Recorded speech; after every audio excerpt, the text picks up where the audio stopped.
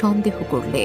যখন আল্লাহর কথা স্মরণে আসবে তখন এই কথাটা অবশ্যই মনে রাখবেন যে আপনাকে সর্বপ্রথম আল্লাহ স্মরণ করেছে, তারপরে আপনি স্মরণ করেছেন। তাই আপনি কখনোই চাইতে পারবেন না যতক্ষণ না আল্লাহ চাইবে। তাই আপনার তকদির আল্লাহর সাথে জুড়ে দিন। এটা আল্লাহর একটা অনেক বড় নেয়ামত।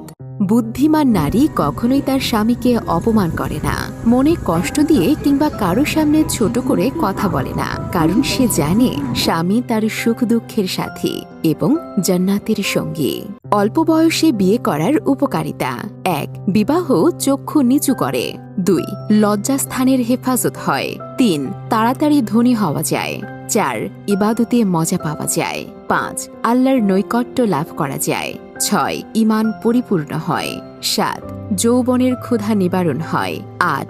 মানসিক তৃপ্তি পাওয়া